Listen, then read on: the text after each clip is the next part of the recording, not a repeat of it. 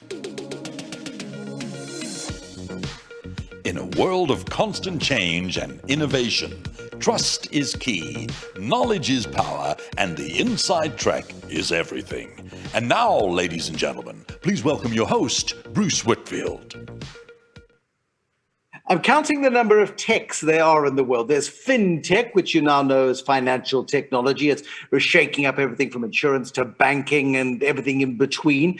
There's ed tech, which is educational technology. It's shaking up education. And lots of people are doing online schooling, and online schools are starting up from scratch and challenging the status quo. And then there's something called prop tech. And that's not to make rugby players more efficient in the front row. It's to make property more efficient, to make the marketing of property more efficient. Gil Sperling is the co-founder of Flow. It's a marketing agency which is helping Broll Auctions and Sales get to their clients. Talk to me about Flow, if you will, Gil Sperling. What do you do? How does it work? Yeah. And just on your point about prop tech, so you're right. It's the technology that could help make property more efficient. And interestingly, property obviously being the most valuable sector, or one of the most valuable sectors, least innovated on because of how fragmented it is. So, there are thousands of brokers with hundreds of listings and hundreds of sellers and thousands of buyers. And because of that fragmentation, there's a lot of inefficiency that is trapped, that hasn't been innovated on, or at least it's in its infancy. And that's what we do at Flow. So realizing that, we've built the technology that automates the marketing for these fragmented industries. It helps brokerages and estate agencies and businesses like Broll get exposure on platforms where people are today, on social platforms. So it automates the advertising on Facebook, on Instagram, and so on. In a world where we are overwhelmed with messages and advertising, and the moment an ad pops up, you're just looking for the little X to appear near the top so that you can close it and you can get back to what you were doing on whatever site you're on. How are you preventing me from doing that? How are you getting through the ad fatigue, the pop-up fatigue that comes through? Yeah, great question. And advertisers only survive on these platforms when they bring through relevance. And they bring through relevance through relevant targeting. So the ad that you would see, you'd only see that ad if you are in the market, if you're a prospective buyer or a seller. So we've got some targeting algorithms that help put forward the right listing to the right buyers and even attract the right sellers through to the brokerages. And moreover, there's something called remarketing, which is, I guess an analogy is if you're on Takealot and you want to buy your son a box of Lego and you click on the box of Lego, you don't check out, and the thing is following you around the web on all websites, right? So that's relevance because you've engaged with that product and now you're seeing it in an ad and it's exactly what you're looking for, and that's what we try to do with property. No, but you see, where it goes wrong is I'm looking for an office chair. So I click and I go and buy an office chair. I have bought the office chair. The office chair is delivered. Yeah. I have whistled with it on the floor. I've managed to put the flippin' thing together because I've recently done this. And then all that is served on me for the next week is, say, adverts for blimmin' chairs. Right. I mean, that's the great frustration with the algorithmic sales technique that is engaged upon by many of these programs. Yeah. I hope that you put a way around that. We have, yeah. It's technically something called exclusion targeting. You should exclude those that have already engaged with you and shown interest. So yes, we're very well aware of it. Yeah. So, I mean, and that's the thing, because also the last thing you want to do is be annoying. I'm in the market. Yes, I'm looking. Yes, I am. And if I keep searching, by all means, keep serving me the advertising. But when I go on to something else, please stop. And I guess that is massively true of the complexity of what you're doing at the moment. It is, and it's actually a platform that self-regulates itself. And I'm talking about the Facebook and Instagram world of their advertising product. It self-regulates because the advertiser's cost to advertise rises exponentially if he gets those X-outs, as you called it, where people put that across as, this is irrelevant for me. So that's something that we monitor closely. And also, and bringing Broll into the picture and where we're working together is kind of two parts, right? There's there are 26 million South Africans on Facebook and Instagram. So no doubt that is the platform. And they keep coming back every day and spending about 2 hours on average every day. Right? So the level of engagement is massive. It's not something to ignore. And so step one is, how do you bring a household brand like Brol onto these channels where people are spending their time, and do it in a relevant way? And it actually starts with increasing exposure, increasing that brand exposure on these channels for them, and through the traditional marketing funnels, getting that engagement down to until you're ready as a seller to engage or as a buyer to engage. Is it easier on Instagram than it is on Facebook? Facebook is quite cluttered and messy and noisy. Instagram has got this space where you kind of feel that you can breathe, and well-placed advertising is actually great content, and actually draws you in to engage with it rather than something that is disruptive. They're very similar. So in product, there is more engagement still on Facebook, in South Africa at least. So Instagram features as a big part of it, but Facebook is predominant.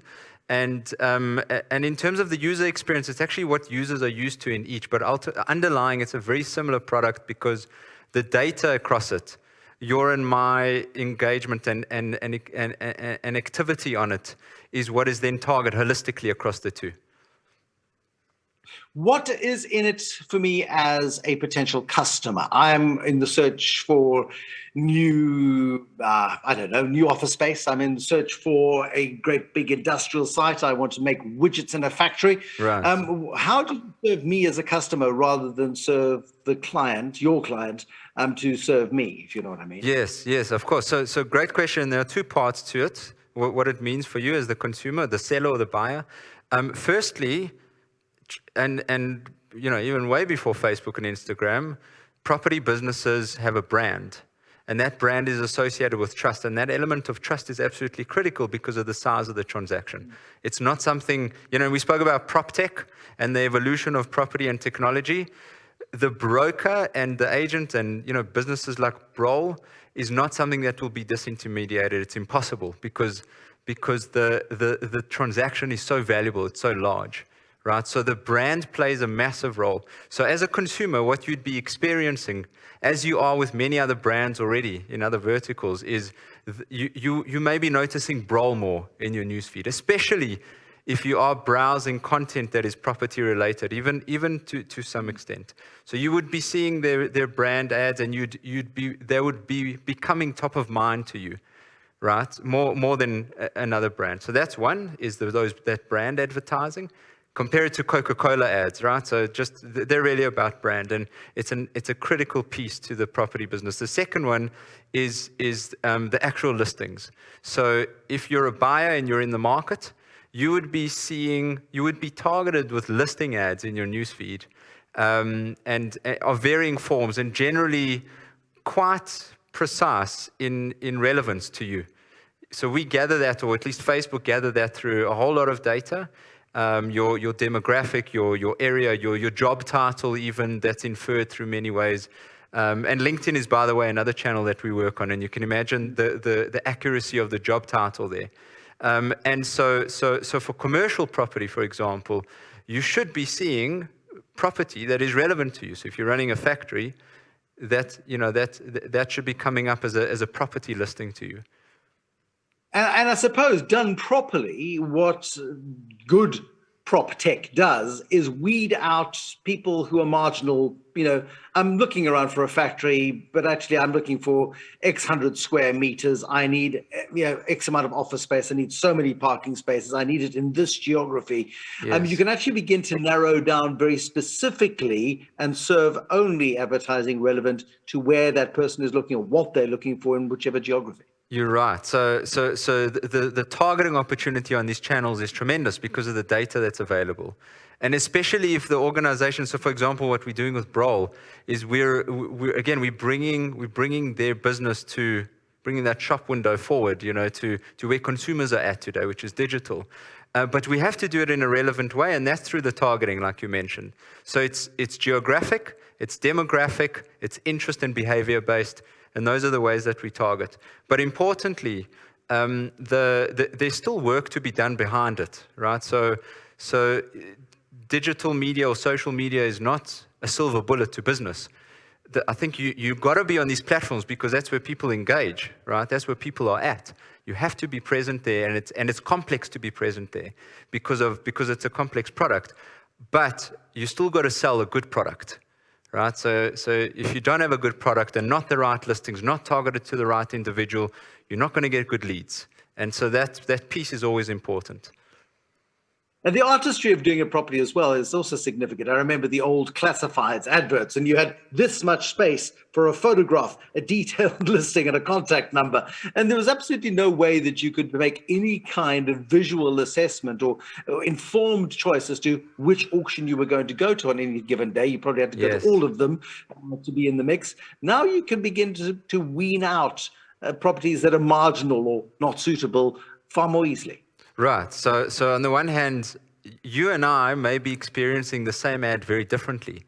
You're going to see adverts that are far more relevant to you because of your geography and your job, right, or your business. And I'm going to see something completely different. So that's the first piece, is relevance. And that's really where there's an advantage. The second one is how immersive digital is. So that little square on the printed classifieds that's where it ends.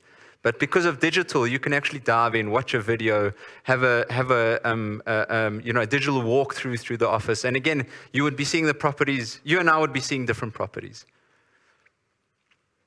But the advantage is, though, that you can get the virtual experience and then decide those three are worth seeing. I don't need to go and see 8, 10, or 12. Actually, I can narrow my choices down, and that saves time for the seller. It saves time for the buyer, and you get a far more efficient, dare I call it, flow. Right. Yeah. Exactly right. So I mean, that's really what's behind the name is that state of mind, right? Because it's such a stressful, meaningful, and valuable transaction that we got to get it right.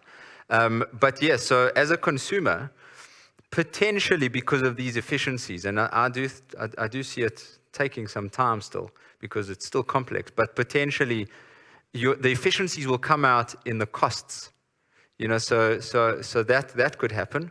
But your user experience, your day-to-day experience will be far less frustrating. It will be far more relevant, far more what you're actually looking for. Gil Sperling, thank you for sharing the wisdom with us of Flow. Gil Sperling is the co-founder of the prop tech business in association with Broll, and they are helping you connect with property more easily. And the business, of course, is called Flow.